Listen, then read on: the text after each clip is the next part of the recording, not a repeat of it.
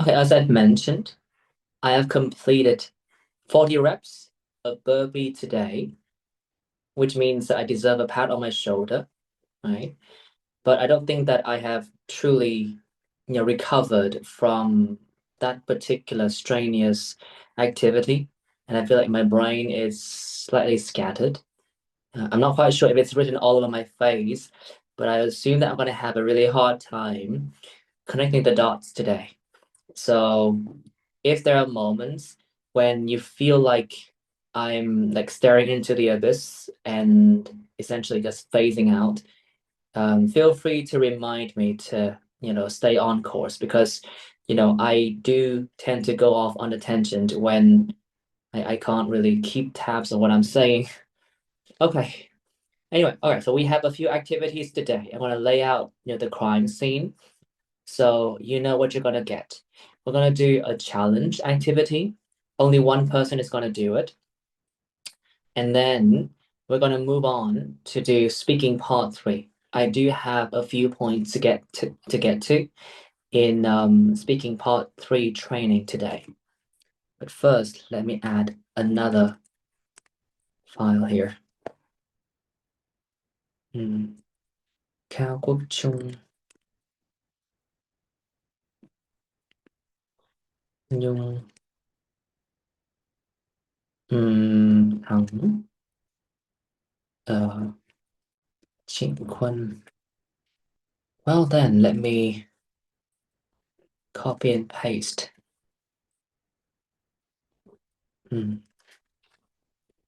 Okay.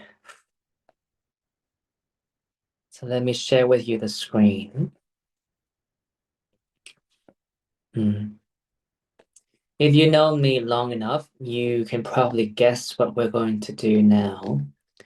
I'm going to give you a topic, one of the 9 topics here, and one of you will be selected by another wheel of doom, right?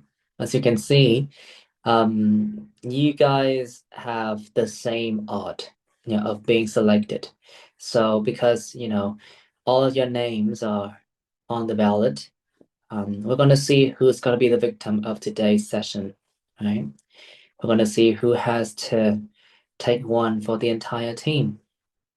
But, it's just the first shot because then all of you are going to be thrown under the bus anyway, because you're going to be asked, speaking part 3 questions, all right? But essentially, this is how it goes. I'm going to pick a topic first. And I would like you to speak for at least 3 minutes, completely off the cuff, right? So you have to think of different ways to speak about the given topic or the chosen topic, okay? Before we press on with this activity, Thắng, what do you think the topic is going to be? I have no idea, to be honest. I have no Just idea. just make a guess. I think maybe about credit cards, or maybe cash. Mm. Is that history? Oh, okay. I mean, yay, history. Our favorite subject. I do have to say that history is a very interesting subject. It's just that not a lot of teachers can actually do the subject justice, right? It needs a particular approach to be considered as engaging, and writing everything down for the sake of passing a test is just not an example of a good method. Anyway, now, Nhung, you get to tell me when I'm gonna click spin. You should turn on your mic and do a countdown. 3, 2, 1. Yeah, 3, 2, 1. Who do you think it will be?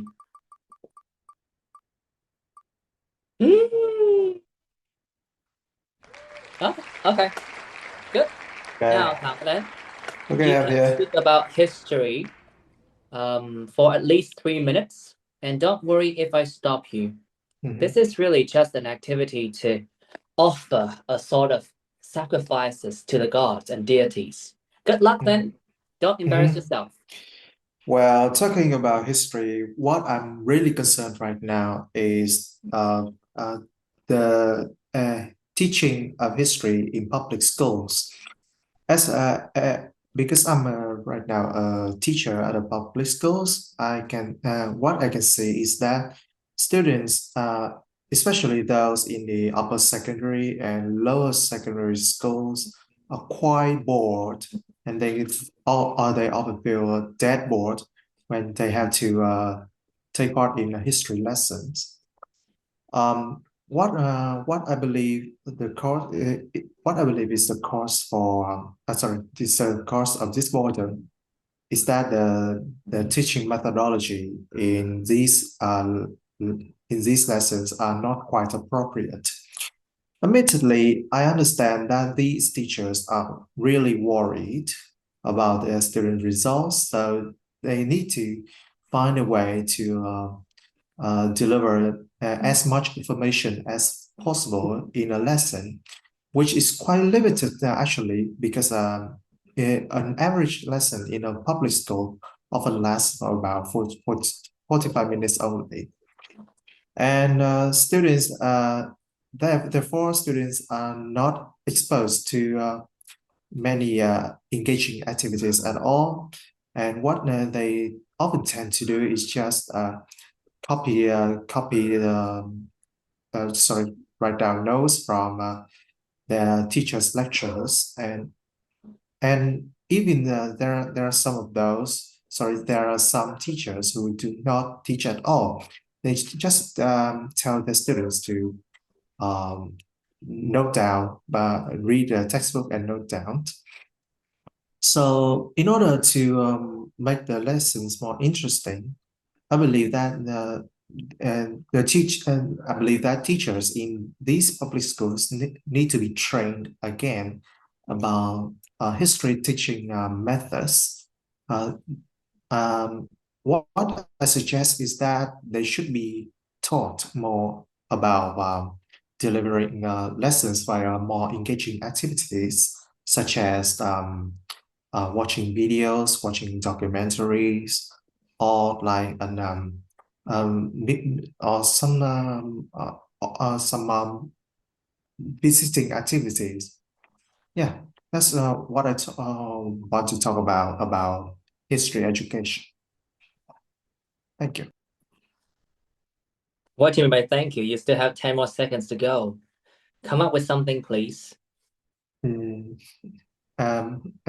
think I have no idea left. Well, that should do it. You managed to drag your way through the very short 3 minutes that you were assigned to speak on a particular topic. Well, since Tang, you're the only victim for this particular activity today, how do you feel now? This activity reminded me of the nightmarish experience when I was a high school student. So, in order What to do you mean by prepare, that? yeah, so to be honest, I was part of my team which took part in the National English competition for high school gifted students. And in this exam, there was a speaking section in which I was assigned randomly a speaking topic. And then I have 5 minutes for preparation and 5 minutes for delivering the speech. And at that time, my speaking skill really sucked. I stuttered a lot and much. I stuttered Thank you. much I'd about like you to cut to the yeah, chase. What is the analogy here? yeah. It was nightmarish for me. Okay. Yeah. I was supposed to ask a question, but it has slipped my mind. Dang it, man. Anyway, I thought that you did well. It wasn't exactly spectacular, but you did well. And I hope that somewhere down the line you'll be able to just start speaking on the spur of the moment and maintain a high level of accuracy as you navigate your topic. Okay. Well, so even though Tang was forced to talk about history, the topics of speaking part 3 questions today have nothing to do with history, right? So I'm going to ask you a few questions, and I'd like you to answer these questions to the best of your abilities. And of course, the rule of thumb here when it comes to part 3 is that in addition to keep on, in addition to just extending things as much as you can, you definitely need to just add details rather than listing things out. Right? It's a very important note to bear in mind. And I'll be sure to put the spotlight on you. Okay, let's talk about time management and punctuality. Nhung, please. How do people often manage their time? Well, I think there is only one way that people usually do to manage their time. I mean, most of them would prefer to write down the things that they need to do in a day, which is called maybe a to-do list. And in that list, they just write carefully about the tasks and also maybe some steps that they are required to do. For example, like some students, they need to learn a lot of subjects in a day and or prepare for some tests at school.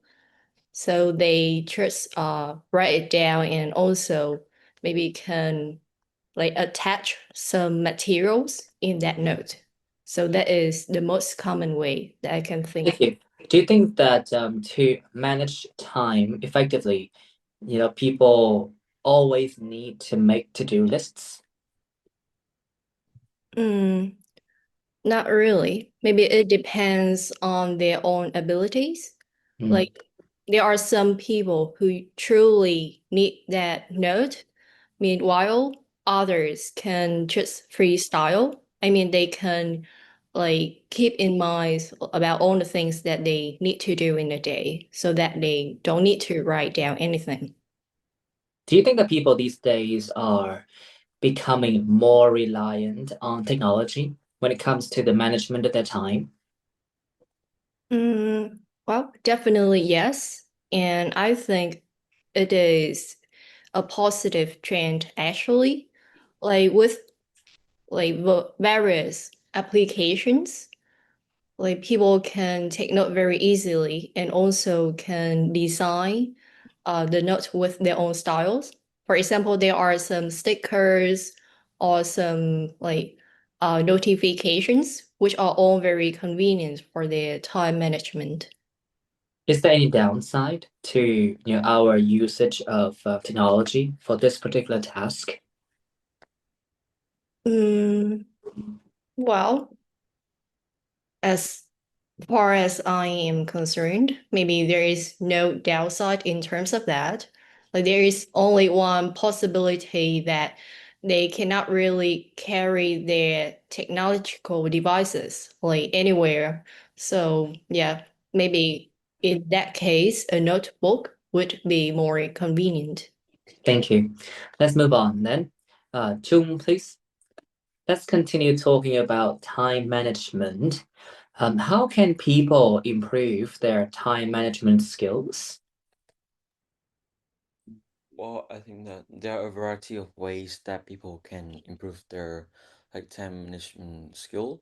Well, first of all, they can use and technologies help, such as some apps like nowadays, thanks to their the developments of technologies, that there are many apps that can help people to manage their work on a day, and it can help people to like prioritize the tasks that are important, and also before the time they before that task, they will remind that people um of their task. Thank you. Do you think that young children should also learn to harness technological advances for the purpose of time management, or should they just rely on some of the, more ordinary methods like writing to-do lists? Well, I think that yes, people, young people should learn to use like technological device to improve Thank their. you. How about very young children, like students in primary schools? Well, I think that they should prefer using like ordinary like ways such as like like to-do list because that age I think that they don't have their own technological device such as smartphone, so I think that they should have a like piece of paper and they write down their things that they have to do on a day. Thank you. Do you think that in the future people will rely less on technology? Well, I think that no, I think that people will rely more on technology because nowadays they'll it's very convenient because people can do lots of things on their technological device such as like smartphone or laptop.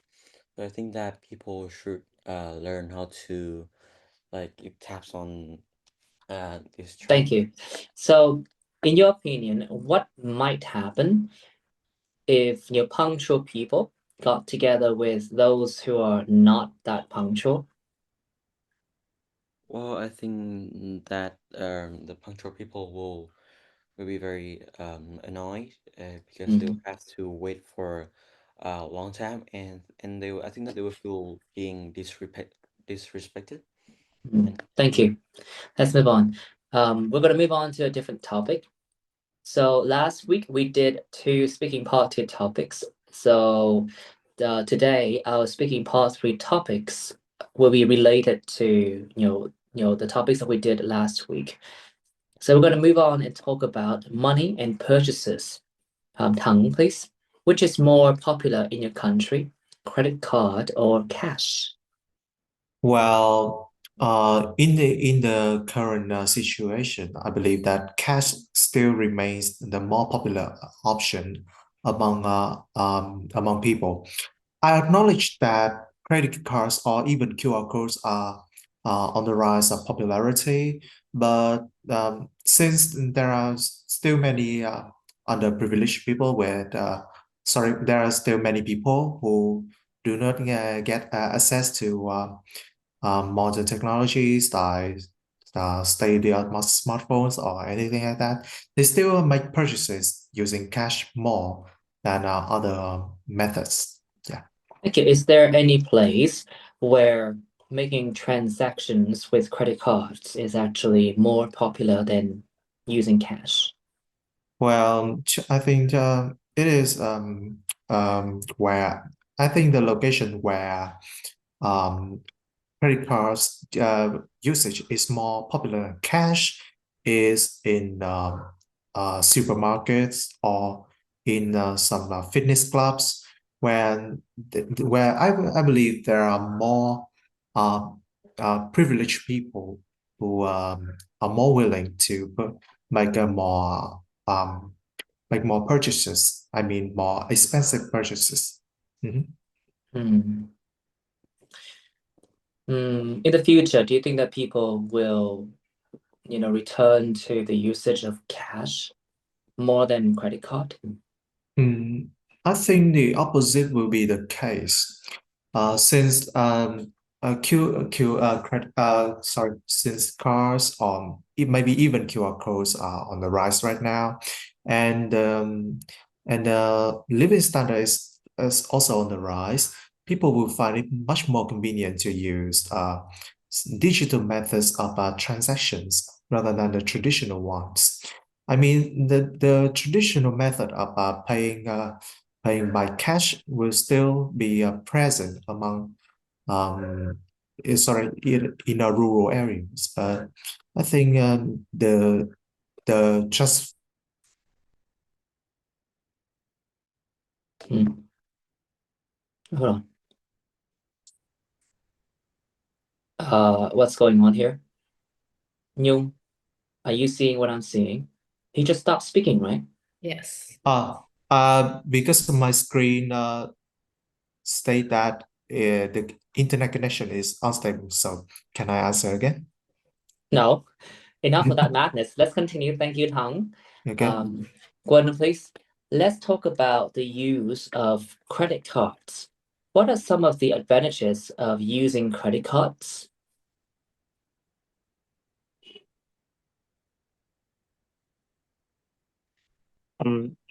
Regarding the advantages of using credit card, in my opinion, the big advantages will be it is light and compact. Not like in the past when people want to purchase something, they needed to bring a lot of money along their side. However, nowadays, with just a simple step, you could purchase some very expensive thing without bringing a lot of money along your side. Therefore, you could avoid being robbed or lost the money. Well, yeah.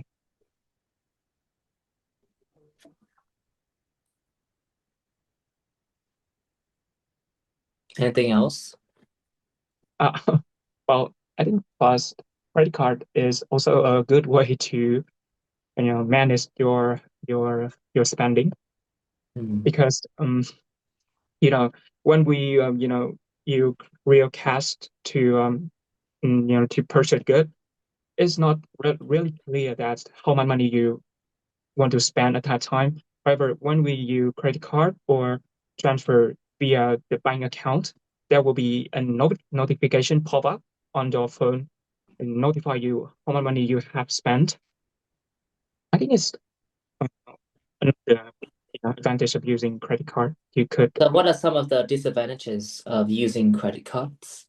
Well, I think it's the biggest, the most significant disadvantages of owning a credit card and using a credit card is that you could overspend the given amount of money in credit card because basically the money in credit card Thank you. does Well, not then what belong to you. sorts of problems can that lead to? Yeah. When you're overspending, you could suffer from, I think the amount of interest in credit card would double up if you could not, repay the money you have spent that month. Right? Okay, well then, Yeah. how can people make sure that they don't overspend the the limit of money that they get to use? Well, I mean, I think nowadays there are a lot of ways. One way is that you could set a limit of your credit card. I don't think it's. I don't really use credit card that often, but I think I do know that there a function called card limit that it should limit the money you could spend in 1 month.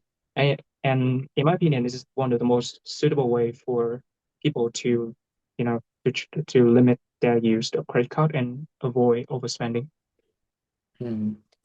Okay, that's the end of the first interrogation. I'm going to show you the screen and the link to the file. Newman, I have a question for you. What is your opinion of your speaking support sessions with Miss Chi? I noticed that you signed up for like a ton of sessions. Not that much, just quite much. Yeah, I think those sessions are very helpful. In what ways? Like I can have more chances to practice, and also I could get like feedbacks about my mistakes.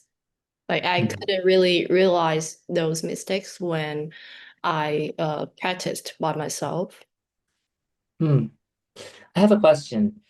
Like, it's because I don't really, keep tabs on what Miss Chi does in these sessions. But then, what's the question here again? Oh my God, my mind's so scattered. Give me 1 second. So the question is, I'm just curious.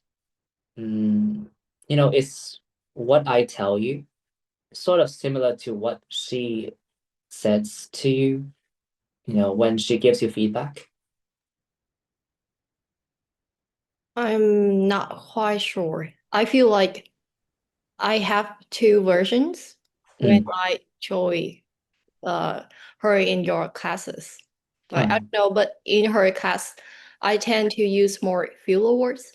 So she commented on that. She said that I should try to like avoid filler words. So it's the biggest difference because I haven't got that comment from you before. Well, I guess it's because I didn't notice any, ostentatious use of fillers. Or Okay. maybe she try to practice with me like with many topics. Some of them were quite difficult and I couldn't have a lot of ideas. So that was Okay. the reason, maybe. So the final verdict is, are you satisfied with these support sessions? Yes. Okay, fine. We'll move on then. Well, look, I was just stalling for time because honestly, my mind was so scattered. I mean, these burpees really took a toll on my mental clarity, but it was riveting. It was revitalizing. It made me feel like not anymore, but I feel more like, something that is 6 feet under, a dead, decomposing body. But we have some notes for you. So for Nhung, I didn't have any particular comment. I thought that your answers were pretty nice. So I guess you did a good job. That's all. As for Chung, I also didn't have any particular notes here, outside of the fact that you hesitated a lot of times. And every once in a while, the way that you dragged certain sounds out actually backfired because it sort of undermined the clarity of your pronunciation. But in a way, I felt like there was a slight improvement in the way that you navigated these questions. So kudos to you. There's still room for improvement. Don't get ahead of yourself. But I think that your answers made sense, which was great. And you were willing to engage in a discussion in a, like discursive kind of way. So nice work. As for Tang, I think that you did not hit the ground running at all. You were going through a really rough patch at the beginning, especially in the second question. I noticed that, there was that particular segment when you were going back and forth regarding the phrase a bit more something or another, right? So that pinged on my radar. But outside of that, after that particular tumultuous period, it was all smooth sailing for you towards the end. So there were lots of and and everything in between. You need to work on that. Okay. For Guan here, I thought that your speaking skill hasn't really improved in a linear way. Like you have your good moments and not so good moments. And today it was for me like a mix of both. Like your answers were pretty clear, and there were certain parts when I felt like you really hit your stride and you were able to just keep on speaking, providing extensions, especially in the form of examples, which was great for me. But there were other parts where your speeches were not that accurate, so you definitely need to work on it. There are a couple of mistakes here. It's like incompact. What does that mean? Well, I think I misspelled the word. I think it is compact only. It is compact. Okay, Like it was compact. Good. So it is compact. Expensive, not expansive. you tend to oscillate between these two sounds. Now you need to draw a line between the two of them. Now, expansive, more like the RA, right? Do it again, expansive. Expensive. And the next word is expensive. Expensive. Good. So when you're talking about something that is, costly, definitely need to get that A all the way out, right?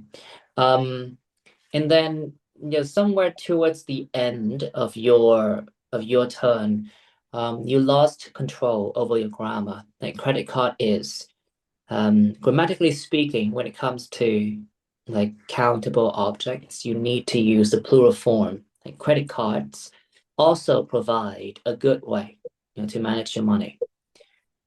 Which is not exactly something that I agree with, but then again, I don't use credit cards. So, I'm not in the best position to say anything about, these cards. Okay, I'd like you to cover this sentence again, then we can move on. One. Credit cards also provide Mm. credit cards also provide a good way to manage your money. Okay, well, so that should be it for the first segment. Have you guys got any question? Thắng, any question? Well, currently, I don't have any more questions.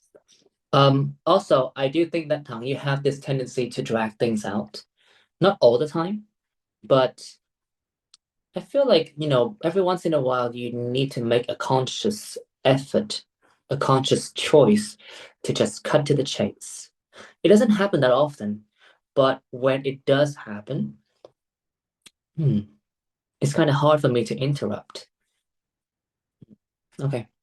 Anyway, so let's move on then. Today we're going to focus on speaking part 3, right? And the thing that we're going to talk about now is pronunciation.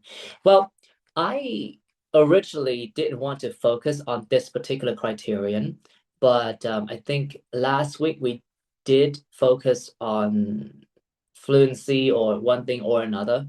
So I guess this week the spotlight should be on pronunciation, which tends to come in hand with fluency. Okay, so I would like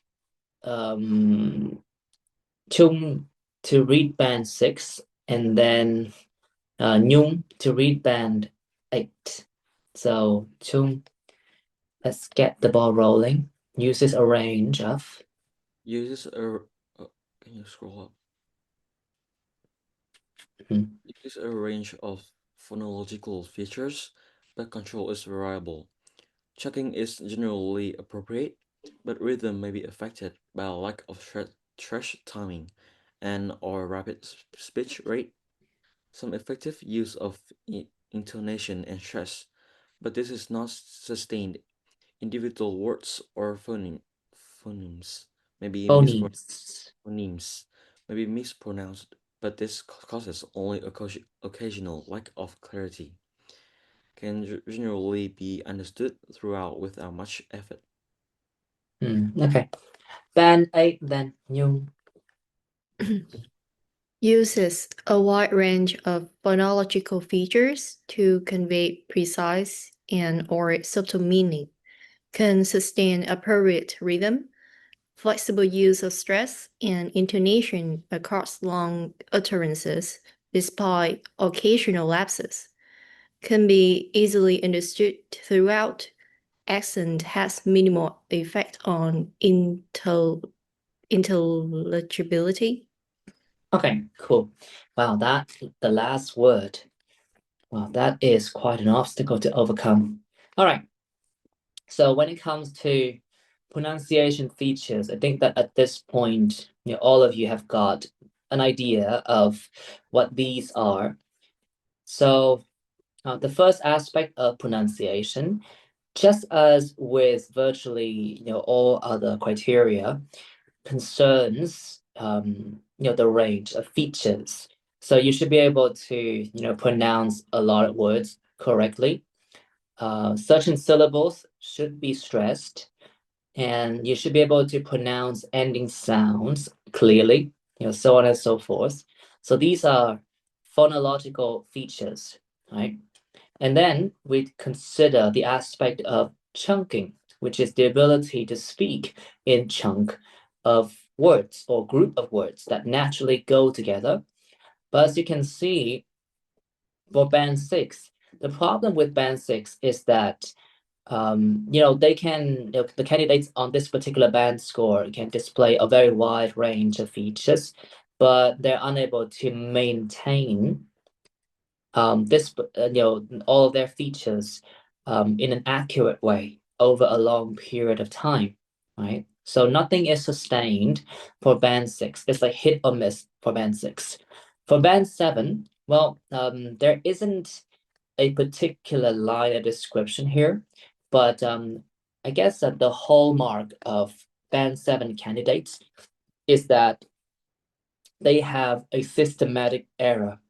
And by that I mean, certain band 7 candidates might not be able to pronounce the word diseases in the plural form.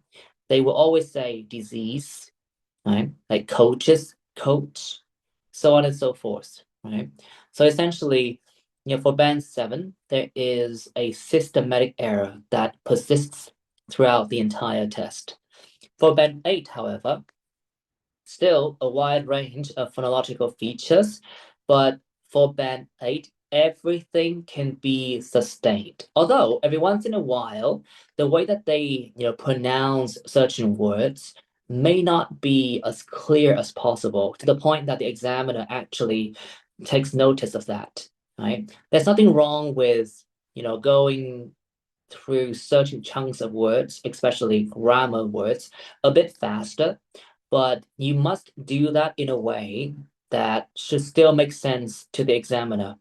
Okay, so when you break your sentences in a not so sensible way, your pauses or your stress timing might not make sense, and the examiner might not be able to work out the chunk of word that you're trying to use. Okay, so that's a very important note. For band 8, essentially it's band 9, but with a few mistakes that examiners can notice. Okay, for band 9, however, well, these candidates can access a full range of phonological features to do the same thing, right? To convey precise and or subtle meaning. And the only difference here is that band 9 users are able to sustain a flexible use of all the features of connected speech throughout the entire test. Okay. And even if they do make mistakes, their errors tend to be negligible in the sense that, examiners are unable to, pick them up, right? So that's it for band 9. And I think that for Guan, for instance, you definitely need to cultivate your pronunciation a bit more. You need to be more disciplined, that is. Like you have all of the features already, but as I've mentioned in various lessons, I feel like your mastery of these features tends to be like hit or miss. Sometimes you can like really hit the nail on the head with the pronunciation of ending sounds, but some other times like you just forego all the essential ending sounds or stressed syllables and things like that, right? So I guess for you, you really need to work on your discipline. For Nhung, I feel like you have really improved in leaps and bounds in terms of chunking.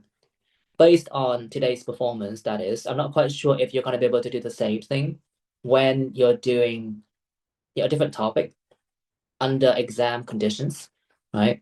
But for the time being, you're in your comfort zone, and I really hope that you'll be able to maintain this momentum when you enter like discussions regarding other topics. Okay. Now, for Tum, I think that I have told you this a couple of times already. Try to break your chunks of words in a more sensible way, right? And you might want to stretch certain words out a bit more while going through other chunks of words a bit faster. Because for the time being, although you are capable of stressing and stretching words, like your rhythm is slightly off. So it's hard for me to make sense of what you're saying. And as for Tang, I feel like you're in the same ballpark as Guan as far as pronunciation features are concerned. You're also able to like display a very wide range of like pronunciation features. And I personally think that your ending sounds are like divine. I think that they're so crispy and so clear. But the moment you mess up your fluency, your pronunciation is also thrown out of the window. But it doesn't necessarily have to be the case. Sometimes you might not be able to generate new ideas like on the spot, but you can still maintain good pronunciation by don't break by not breaking your chunks of words into smaller bits of words. Okay. As you can see, there's this part here. Flexible use of stress and intonation across long utterances, right? So if you somehow lose control of what you want to say, which is a very common thing to happen, then you're gonna lose these long utterances as well. Do you understand, Tang? Yes, I do. Yes, I do. Okay, Mhm. good. We're gonna move on then. We have a few sample answers here. I'd like you to go through them with me. And of course, when it comes to sample answers, like here's my opinion of what you should use them for. You can learn some words from them if you want. You can also learn some structures if you feel like it. But oftentimes, in my opinion, the real value of sample answers is that they give you complete ideas. So instead of learning like one or two words at a time, which is something that you all can do, you can try to learn complete ideas and add them to your arsenal, right? And of course, to take things up a notch, you can develop your own ideas and learn to pull of your best tricks out of the bag when the situation calls for it, right? I mean, there's nothing wrong with speaking, in like unprepared way. You improvise and whatnot, but it's just that like we're not first language learners. And even for first language learners, if they are given topics that are very difficult, like very challenging and very technical, they're going to make mistakes as well, right?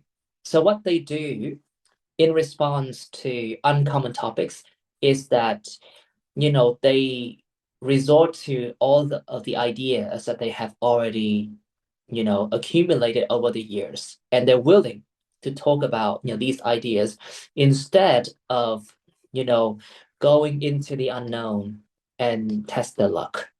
Okay, so you definitely need to be more disciplined in that particular regard. If like if you don't have this tendency to repeat anything that you have said, I do think that there's a problem in your practice method, because even for native speakers, they have idioms and phrases that they use as part of their speaking styles. Okay, now let's go through the sample answers here. Just read and divide the answers into proper chunks. Okay, Chung, please. How do people often manage their time? Well, there are many options.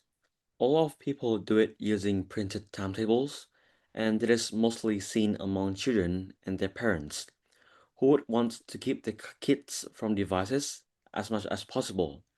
So, the parents often print or draw timetables and put in the details regarding the daily routines that their children need to follow, like the classes they have to attend or when to do personal hygiene. There are also multiple digital tools that could help users keep tabs on their schedules, like Google Calendar or Excel. Really, at this point, you're still pronouncing it as cylinder. Hold on. It's calendar. Calendar. Oh my God. And also, like, there's this very strange response from you. Not response, reflex from you. If you pronounce, the word that you got wrong again, you need to make it even louder. Say that again. Google Calendar. Google Calendar.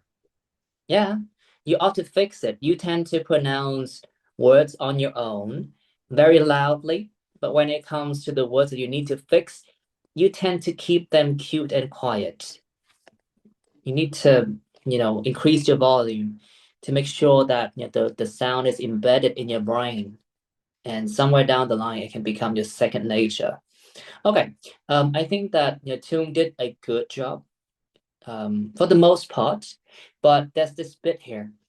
The thing about this particular answer, this part of the answer is that, as you can see, if you just go through the words in a typical rhythm, then this clause here would not make sense, right? Who would want to keep their kids from devices as much as possible? So if you say, and this is mostly seen among children and their parents who want to keep their kids from devices as much as possible, that would not make sense grammatically speaking, because the clause who here is supposed to refer to the parents only, right? So for this to work, that part, this part here, and the parents must be added after a pause. It's like an afterthought, and then there's an extension for an afterthought, right? So it should be something like this. A lot of people do it using printed timetables, and this is mostly seen among children and their parents who would want to keep the kids from devices as much as possible, right? So there should definitely be a pause there, because this particular clause cannot provide information for both of these nouns, right? It refers to the parents only. Okay, so there's a difference between the grammar that you use in writing and the kind that we use for the purpose of speaking. Sometimes we add information arbitrarily, so our grammar has to be more flexible. Okay, now Jung got it. Yeah. Let's continue then. Bum bum bum bum. Tang, please. How can people improve their time management skills? Well, one thing to pay attention to is to arrange what they need to do in the proper order of urgency. Important tasks ought to be prioritized and put on the front burner, whereas less important activities can be left out or put lower on the list. That would help people to focus more time on essential things.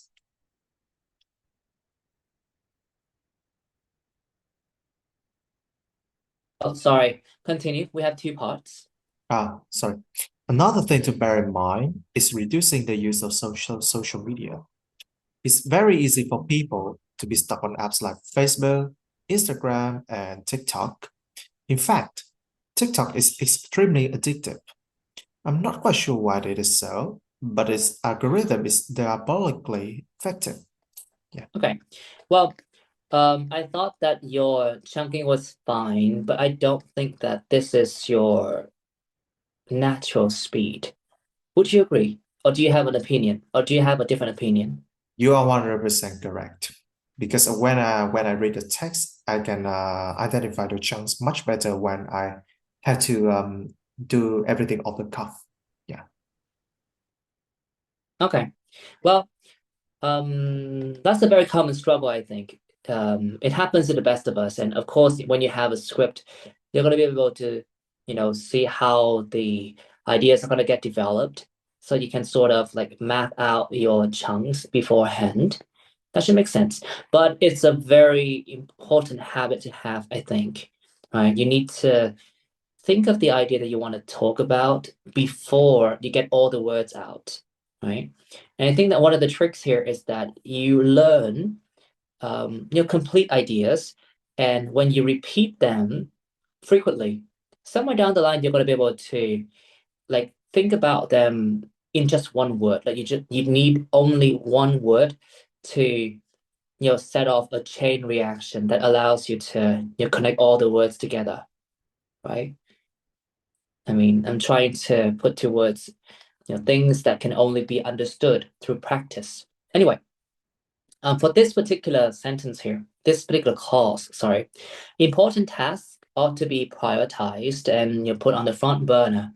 I wouldn't cut the sentence here because, in my opinion, the idea is not that sophisticated.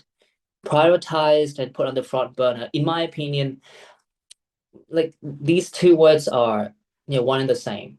So you can navigate this type of like spoken sentences like, well, important tasks ought to be prioritized and put on the front burner and put on the front burner. There was I guess a fragment of hesitation there, but that should not be a full pause. Okay, that's all. So Tang, do it again, and then we move on. It's important tasks ought to be prioritized and put on the front burner. Yeah.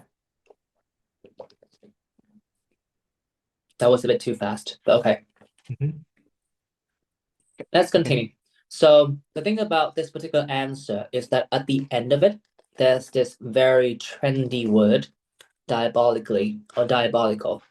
So we're going to move on with the next question, obviously, to address that particular word. Gordon, please. Interesting. So what part of that effectiveness is diabolical in your opinion? I wonder if I shot myself in the foot there. The kids, I work with often say that word, and I've learned the slang. While I don't actually think it is demonic or satanic by any means, but it's awfully addictive. For other apps, you can sort of stop using without much effort. But for TikTok, if you watch a video for more than 5 seconds, it can already tell you what you are into and show you similar videos, keeping you in the loop. Okay, so I guess what I'm trying to say in this particular answer is that, well, I didn't think that it was like, literally diabolical. And of course, the literal meaning of the word is demonic or satanic, right? And I think when you do the test, if things are going very well for you, you need to keep track of the type of language that you use. First of all, there's nothing wrong with using slangs every once in a while, but don't make a habit of it.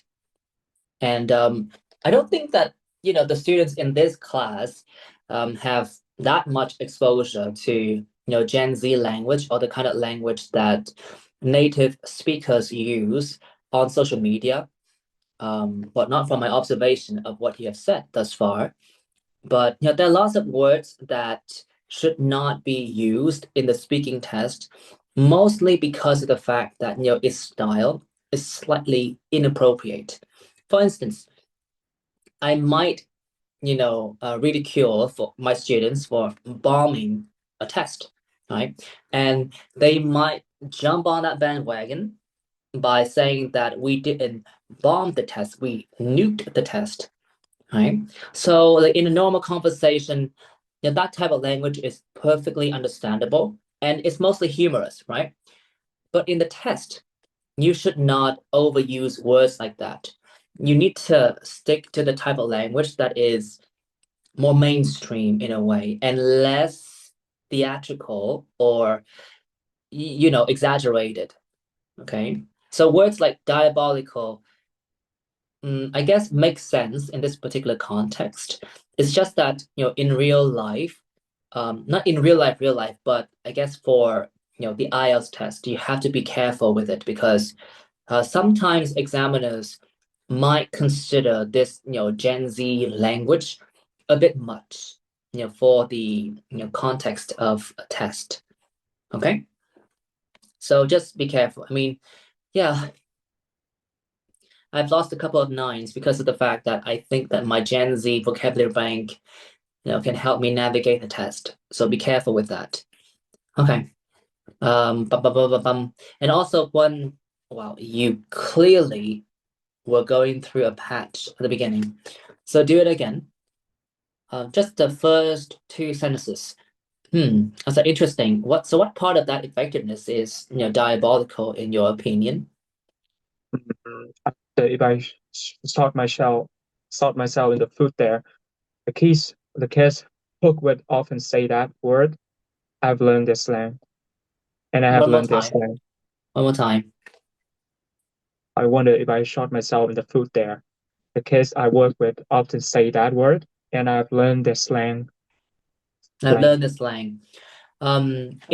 It's more horizontal in my opinion. It doesn't go up or down, just horizontal. Okay, let's continue.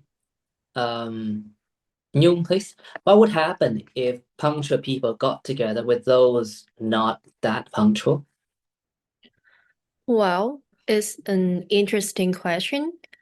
I think punctual people tend to be very serious, which can be a good thing when they urge others to show up on time instead of waltzing in 15 minutes late.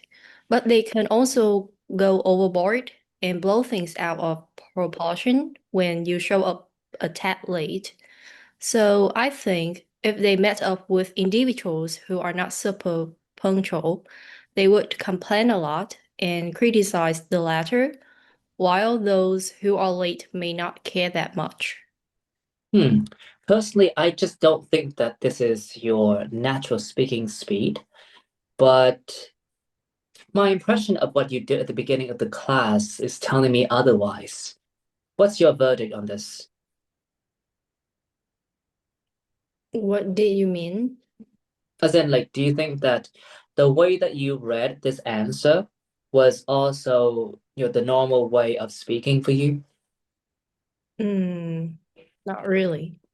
Hmm. Like, I needed to think more when I spoke. Okay. Well, but then I'd like you to do the same thing for this particular answer. When you deliver public speeches, you can't really memorize everything. So you have bullet points, right? And sometimes you deliberately stretch certain words out so that you can gather your thoughts and get the words together before putting them out. So for this particular answer, which word would you use to gather your thoughts so that you can speak fluently? Give me a demonstration. For instance, I would say, well, it's an interesting question. So, well, it's an interesting question. I think punctual people tend to be very serious, which can be a good thing when they urge others to show up on time, right? So there was a rhythm there. Now do it again. Well, it's an interesting question. I think punctual people tend to be very serious, which can be a good thing when they urge others to show up on time instead of waltzing in 15 minutes late. Continue the whole answer. But they can also go overboard and blow things out of proportion when you show up a tad late. So I think if they met up with individuals who are not super punctual, they would complain a lot and criticize the latter, while those who are late may not care that much. Okay. Well, I think the message I'm trying to drive home here is that when you practice with sample answers, don't just read them robotically. You need to pace yourself, and it's very similar to actors and actresses learning lines for their roles. But of course, you're not going to get paid to do that. But I think that when it comes to learning a language, there's nothing wrong with speaking your mind and improvising and things like that. It's a very natural aspect of speaking. But you can also learn from sample answers, and I think that you can only make the most of them by paying attention to like the main ideas, and then you can, stretch certain words out, certain less important words out, so that you can have a look at the complete idea before, covering it. I'm not quite sure if that makes sense here. Again, this is one of the things that you need to practice to wrap your head around, because like that was how I learned speaking on my own. I mean, yeah, I had sample answers, and I think that at this point, I've always been very transparent with you guys in terms of the fact that, well, I have scripts that I rehearsed with on a regular basis, and teaching is, well, a period of time when I really have to wing it. Although, there are scripts that I can go through, as part of the content of a lesson. But like, outside of the class, I do spend, a fair amount of time going over some of the scripts that I have prepared for myself. And, every once in a while, I'll also do what you did at the beginning of the class. Well, not all of you, just Tongue. So, and by that I mean like, I'll just pick a topic and I'll ask, ChatGPT or, Gemini to give me a list of 10 idioms for me to, try to include in my speech, which actually lasts 30 minutes. I mean, it doesn't always work. There are topics that are completely out of my domain of expertise, so I have next to nothing to talk about them. But well, I try to wiggle my way through the 30 minutes that I'm given to talk about these topics. So I guess what I'm trying to tell you is that if you want to improve in speaking, there is a fair amount of discipline that you must abide by. And by that I mean, like, if you can't really tell what ideas you tend to repeat, I don't think that you can improve at all, to be honest. Because oftentimes it means that you don't have the discipline needed to show a high level of accuracy. And when it comes to accuracy, it doesn't really matter what kind of technology you use or what kind of person you're talking to. It all boils down to whether you're capable of, like, sticking to the script. And by the script, I mean, like typical ideas and, chunks of words that make sense when, when you use them. Okay. We're going to move on and talk about the extension of answers. All right. I'm not quite sure what this is all about. Let me have a look. Okay. So what we're going to do here is that I want to give you a hint at the beginning, and then you can try to extend these ideas using your own imagination and resourcefulness, I guess. Okay. So yeah, I guess that is the purpose of this particular activity, because we have answers here, right? Yeah. But I want to give you your cue, and after covering these sentences, you can add your own ideas. And we're going to talk about whether or not your extensions are sensible. Now, the first one, Gordon, please. Which is more popular in your country, credit card or cash? I'm not entirely sure. I think people tend to use credit cards when they buy things at shopping malls or go to a coffee shop. It's like more civilized, and in many places they don't accept cash. Starbucks, or for instance, um, they have never accepted cash. Therefore, you need to bring credit card along your size and transfer um, your money online to buy cafe here. Mm. Moreover, And then in some places, and then in some places, it's better to bring cash. Like when you go into open market in Vietnam, people there they don't use online transfer. So you need to you have not you may have nothing to you may have nothing to you nothing you may have no card reader to use your credit card there. Yes. The last bit was painful. Yes. Well, my God. you made it through though. But then, Tang, what's your opinion about his answer? Did his extensions make sense? Well, I think he made sense for me. Hmm. Although by the end he struggled a little bit to extend his answers. Hmm. That was a very civilized way to put it. Gwen, you know that you did not just struggle a little bit, right? Yeah, as the last bit, it's quite tricky to really think of an idea that why you could not use, credit card or online banking in open market. Well, I thought that it Yes. was horrible, the last bit.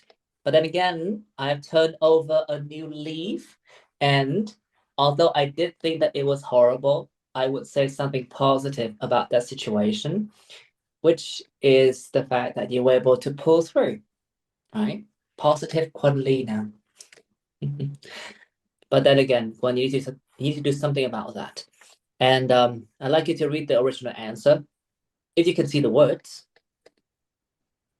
I think I'm not entirely sure. store. Okay, okay.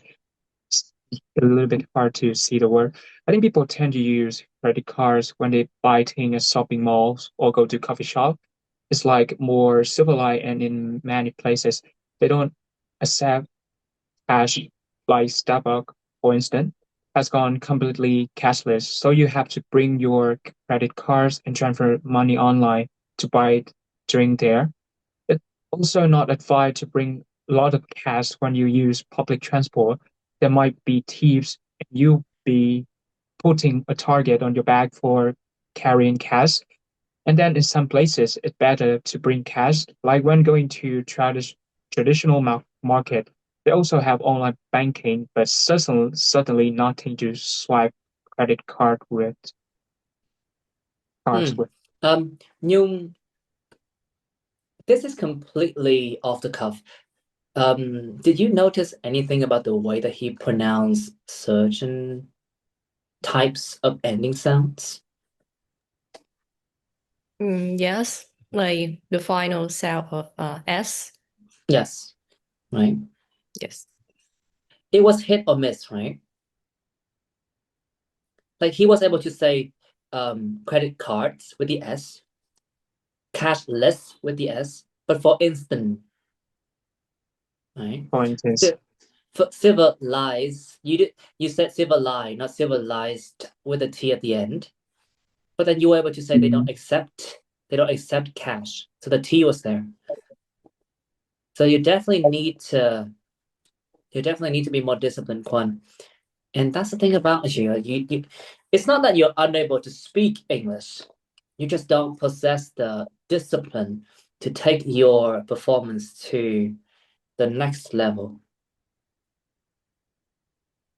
But I'm going to be positive about this situation. I don't think that you don't possess that quality. It's just that you haven't realized your full potential, right?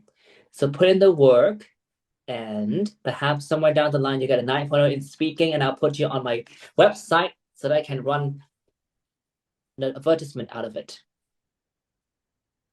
Okay. All right, let's move on then.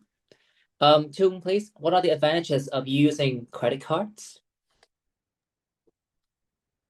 Well, let me think. I don't even have a credit card. I only have a debit card. So I think when you use credit cards, it helps to build up your credit score. In the future, um, in the future, you can use that score to um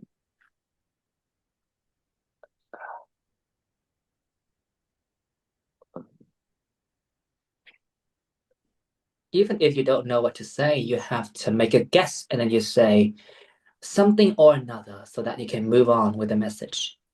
Well, it's a hard question, so good luck. Um, In the future, you can.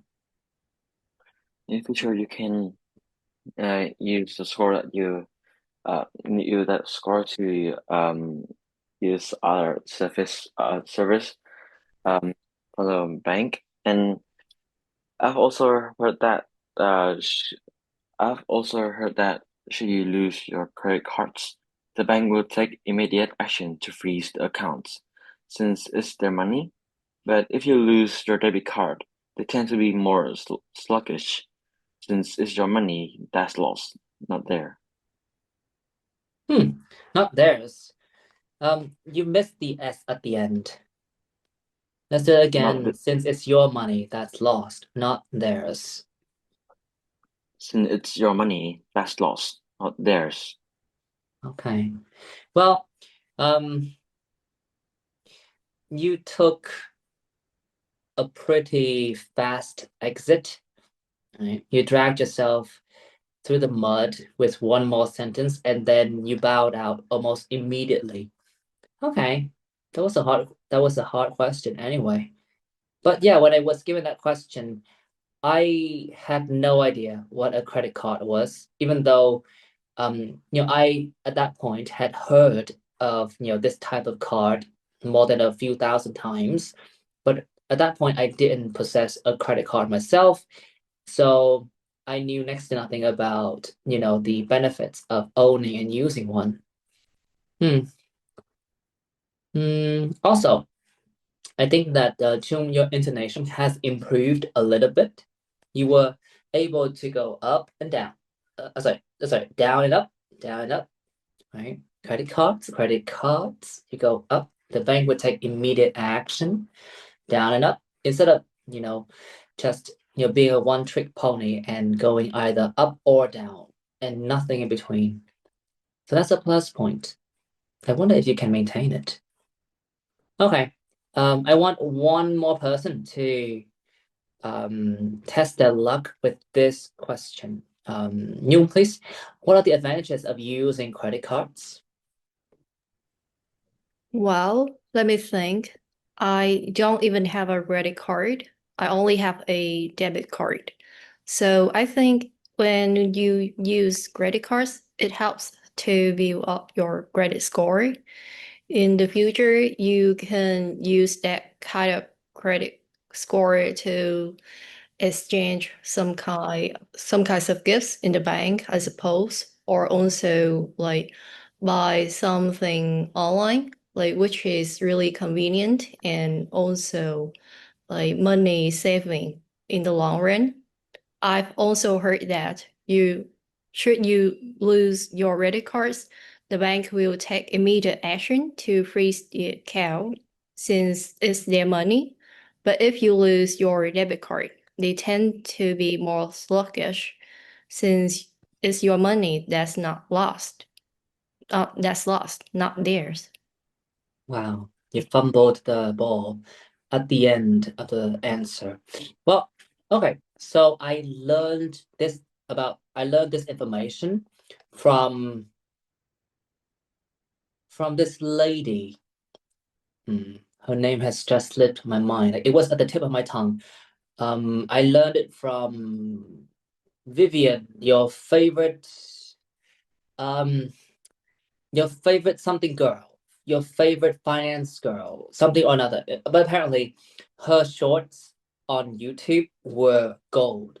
I was like captivated. I was put under a trance when I watched her videos. And even though I'm not that financially intelligent, I still don't know how to spend my money. And I'm not quite sure why I'm working so hard to earn money when I have no realistic goals for any of the money that I have. But I learned it from Vivian, your favorite something or another girl. Oh my god, my mind is so scattered. But okay, let's go to the answer now. Chung, please read it. Well, let me think. Let me think. I don't even have a credit card. I only have a debit card. So I think when you use credit cards, it helps to build up your credit score. In the future, you can borrow money from the bank to pay for expensive transactions, like when you buy a car. Obtaining mortgage to buy a house or an apartment, you also require a higher credit score. I've also heard that That's fine. So, yeah, so this is what I learned from that video. So it certainly came in handy. That's all, I guess. Let's move on. Okay, Tang, please. So how about the disadvantages? Well, I imagine that the greatest issues is that people can get careless with their spending. I mean, unlike debit cards, people just need to borrow money directly from a bank without worrying about the limit in their card. But that is where things may get really dangerous, since they are not aware of their spending limits. They may tend to spend much more than they can earn, to the point that they will be in a deep trouble when they are in debt. Thank you. Do you notice the way that you spoke had lots of ums and that were unnecessary? Yeah, I do. I think sometimes I struggle a lot with generating ideas impromptu. Yeah. Would you consider your speaking abilities to lack accuracy? I think I struggle more with fluency, to be honest. So you're assuming that if you have ideas, your accuracy will be really high.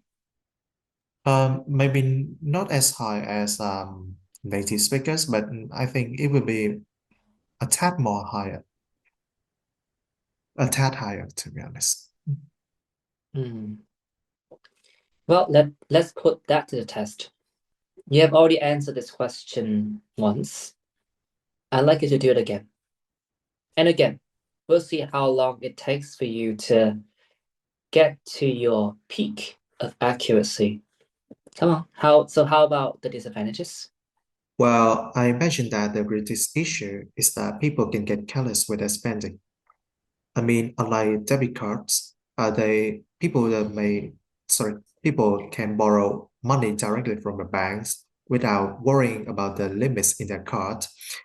However, this is a point where it may get really dangerous for these purchasers, since they are not aware of how much money they may spend without any warning. They may tend to overspend to the point that they may be in a great trouble. I mean, they will be in a really in a really I mean, In a really bad debt. place, financially speaking. Fine. Let's do it one more time. This is your third try. So how about the disadvantages? Well, I mentioned that the greatest issue is that people can get careless with their spending. I mean, unlike debit cards, people can borrow money directly from the banks without worrying about their limits. But that's the point when things may get really tricky for them, since they are not really aware of how much they spend. They may tend to overspend more. I mean, they will spend much more than they can earn. As a result, they may be in a deep trouble financially speaking. I mean, they will be in a debt to the point that they cannot pay for. Okay. Now, as an insider or someone with first-hand experience with this particular question and the 3 attempts, what is your opinion in terms of accuracy? Did you manage to improve it? Well, I think maybe a tad more, not so much to be honest. Just a tad more, but for the second and the third attempts, I came up with more phrases. I mean, the range is much better, but the accuracy might be just a tad. What's your opinion about this, Nhung? I think his accuracy is different, like much higher, I suppose. Okay. Well, like I don't have a clear conclusion here, to be honest. I mean, I think that, obviously when you have ideas, you're gonna have an easier time, navigating a topic. But at the same time, I just don't think that's the only variable in the equation that you need to keep tabs on.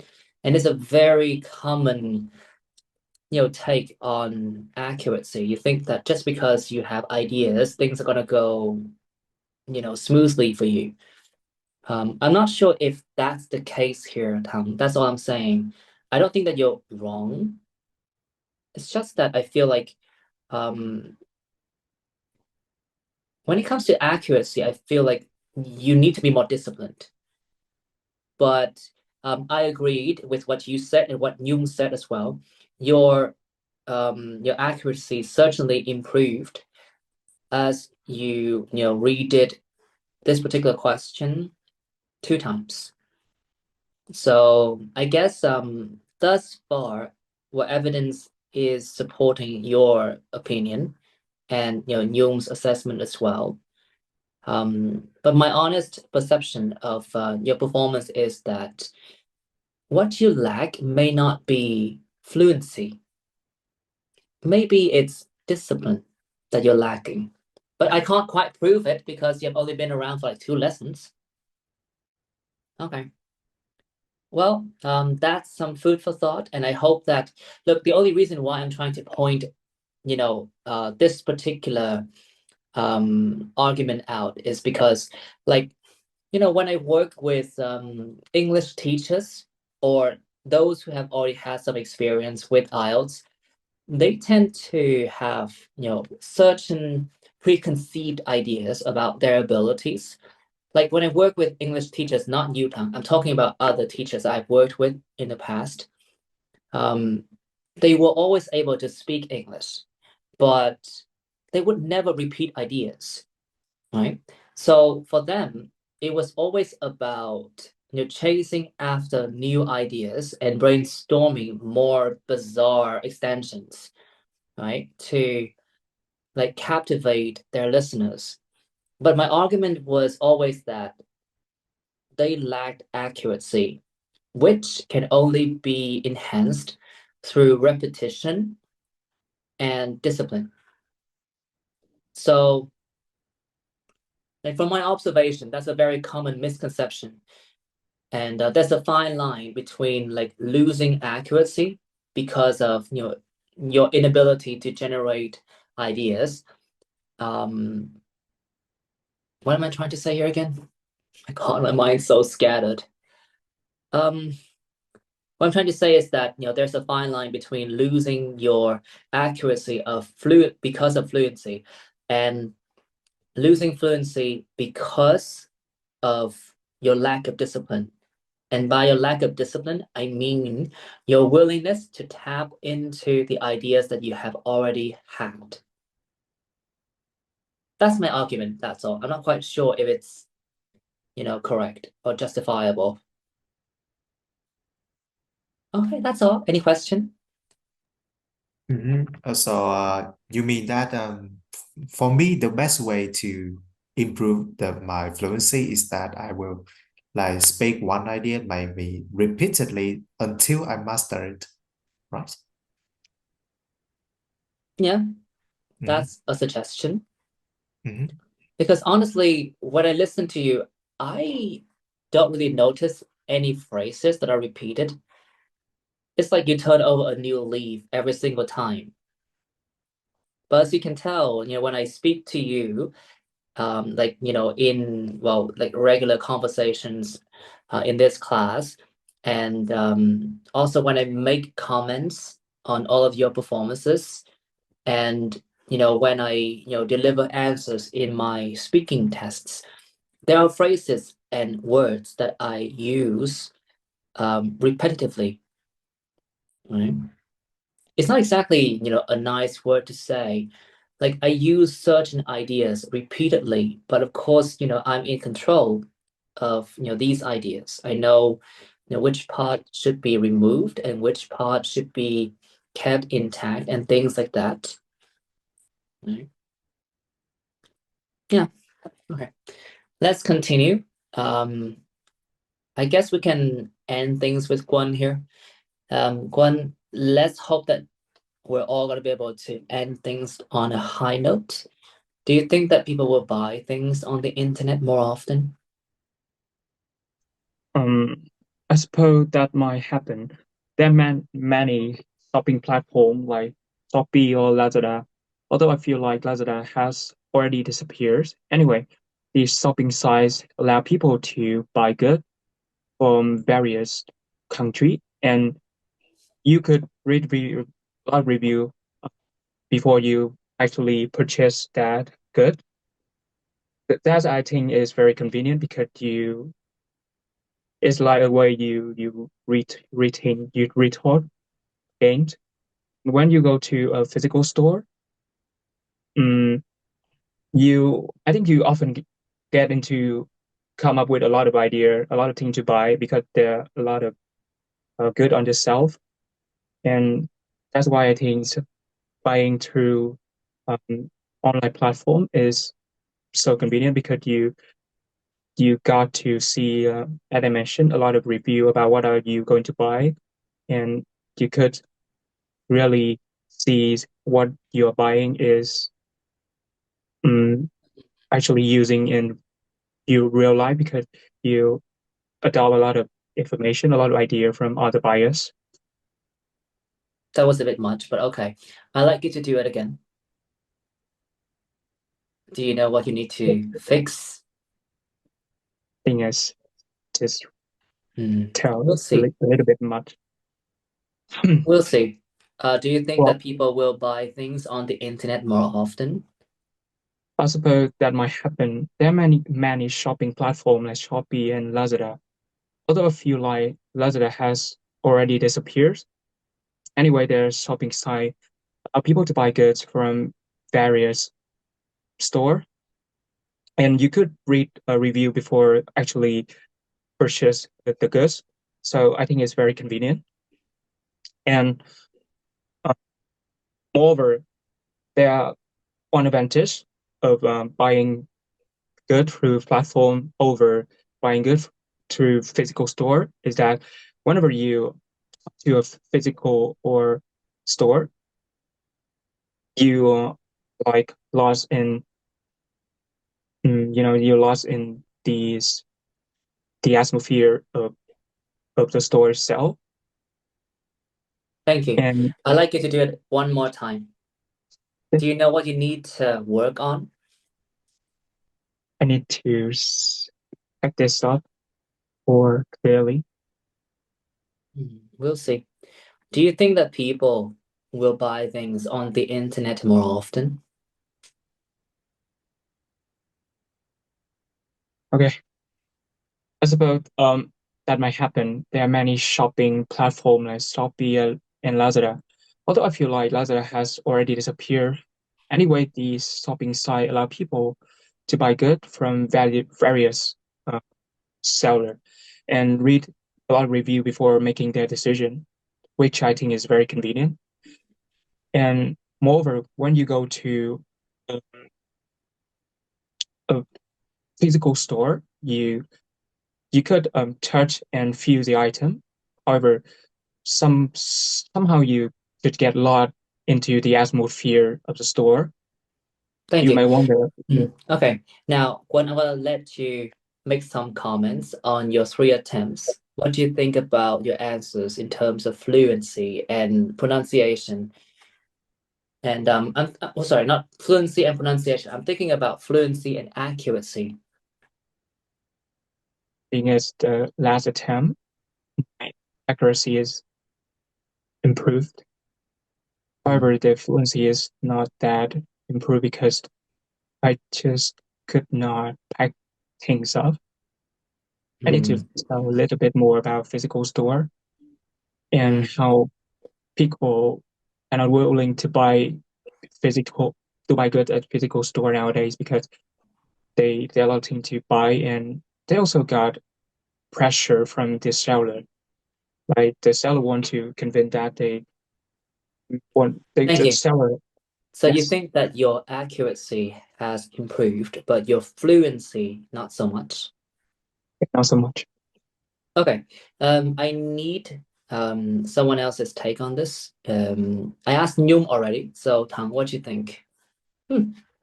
I think his fluency is quite good when his idea is strictly related to online stores. But when it comes to the idea about physical stores, I think he struggled a lot. He still struggled a lot, although his third attempt was by far the best one. How about his accuracy? I think its accuracy has also improved. I mean, his improvement is much better than mine. Yeah. Okay, well then, Chung, you stay out of this. And Nhung, what's your opinion? I need to get to a point here.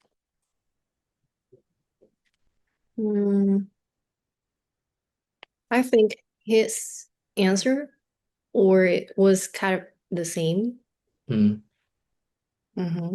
Like he still got troubles with both fluency and accuracy. Maybe Erica's accuracy was just improved, but a little bit. Personally, I didn't hear any improvement in terms of accuracy. You know why, Kwan? Because at the beginning, there were a couple of words that you were able to pronounce very clearly. I suppose that might happen. There are many shopping platforms. I noticed that at the beginning you were able to get to the ending sounds of these words, but as you do, as you did this particular question or this particular answer again and again, you actually lost the discipline in a very noticeable way because you really just wanted to go through the words and you did not pay a single bit of attention to the words that you're supposed to cover correctly. I suppose that might help. I suppose that might help. That might happen. There are many shopping platforms with the S, like Shopee and Lazada, although I feel like Lazada had already disappeared. Anyway, these shopping sites allow people to. Personally, I think that one, I had to ask you the same question again and again. What exactly do you want to improve? And you did not address that question at all. You said yes, right? Do you know what you need to improve? Do you know what you need to work on? You said yes. But apparently, you did not pay attention to what I said at all. Do you see that? Well, I find the only purpose of me is just to finish my answer. No. I think Hold on. Is that a yes or no? Did you pay attention to what I asked you to work on? I do pay attention to. What the exactly ending. did you pay attention to? I mean, you asked me to improve my ending sounds because I lost them pretty often along the way. Sure. Well, then why would your results reveal the opposite thing?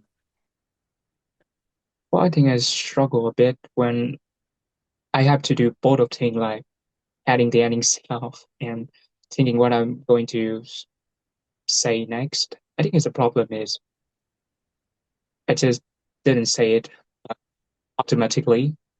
I need to it's on purpose. And if I didn't do it, I would miss it.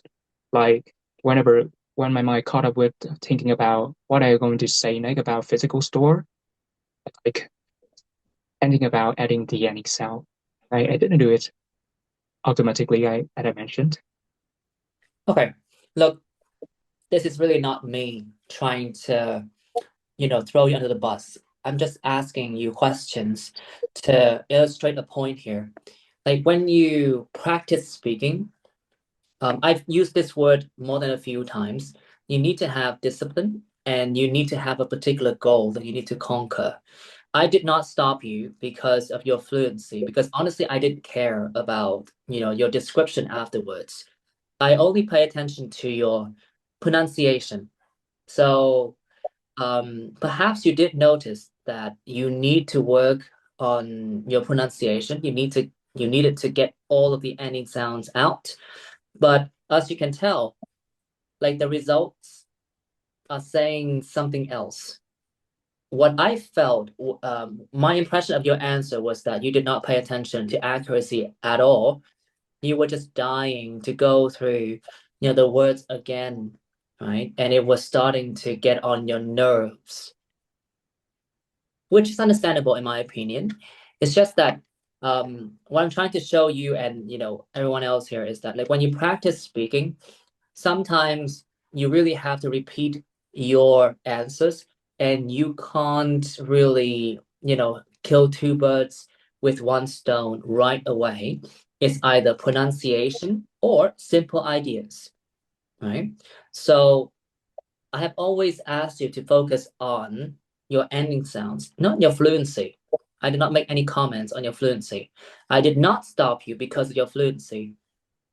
But of course, I didn't say that, right? And also, I disagree with Tang here. I did not stop him because of his fluency. I wanted him to do his answer again, because he was jumping through all of the ending sounds, and it started to bug me out. That's all. Right. So, I think that from this particular example, what I'm trying to tell all of you is that when you practice speaking, you need to take advice. Although it sounds like a very pompous thing to say. I mean, you might or might not take my advice, but you should take advice from someone. And when you practice, you need to make sure that your efforts are oriented and guided, instead of, just, doing things randomly, like, taking shots in the dark. Because like, I think that for all the students here, you're capable of speaking English, but I feel like your focus is not appropriate at times. And even when you're like hell-bent on achieving a particular goal, you're not willing to make effort in that particular direction, right? So for one here, I thought that you should pay attention to your ending sounds more, right? So that's something that you need to work on, even if it means that you have to sacrifice your fluency. I'm not saying that your fluency is perfect. I'm saying that today I've been asking you to focus on your ending sounds, right? So you can't have your cake and eat it too, not at this particular level, right? And the same applies to Tang then. Although for Tang, because you're new here, I haven't garnered enough proof to substantiate my stand. But I do think that you need to work on your discipline, your willingness to repeat ideas. And as for what, like when you repeat answers, try to think of it as something that you have to do, because obviously if you just answer a question once, you'll never, let me repeat this, you'll never, ever, ever, Taylor Swift kind of ever, attain a higher level of fluency. That is for sure. It doesn't really matter how many topics you can cover, because at the end of the day, if you can't master any ideas, you cannot attain fluency and also accuracy. Sorry, I meant to say accuracy. Yeah. Right. There's no shot of attaining accuracy if you're not willing to repeat and just stick to the script. So if you have already developed ideas in a particular way and you're asked to do it again, don't try to add more details. Just focus on your delivery. Okay. That's all then. Have you got any question for me? That wasn't a monologue. Sorry.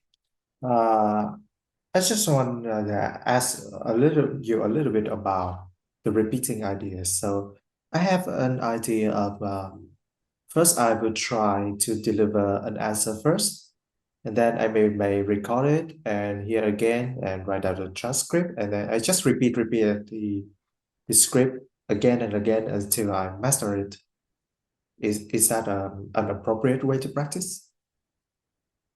Well, I have two types of practice. For the first type, I just write down the core ideas. The core ideas. These are my cues. And if I feel like, there are words and idioms that I really, really want to cover, then I'm going to put these words in as well. Okay. And that should be a sort of logic to the progression of these answers, right? Because they're essentially your framework of thoughts. So you write down all the key words and then you practice speaking using these notes. Okay. And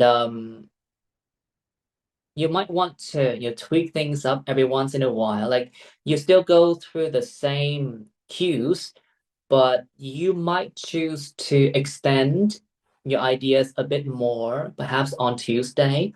And then on Wednesday, you might want to develop, the idea a bit further in a different way. Like you can talk about advantages and disadvantages on Wednesday, but then on Tuesday, you can talk more about future scenarios.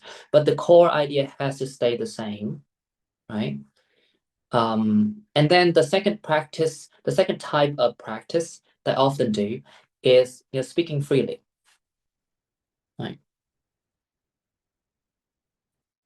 So I mean, it means that maybe for one topic, I will have to drill it, like it will maybe take a lot of time for me to drill one topic until I master it, right? And I master its ideas, its core ideas, right?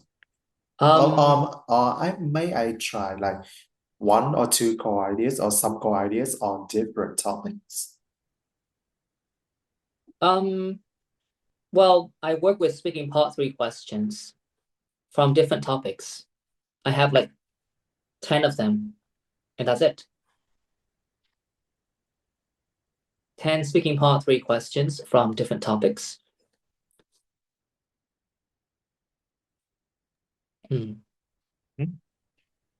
So maybe like I can prepare some ideas in advance and I can use them in different topics, right?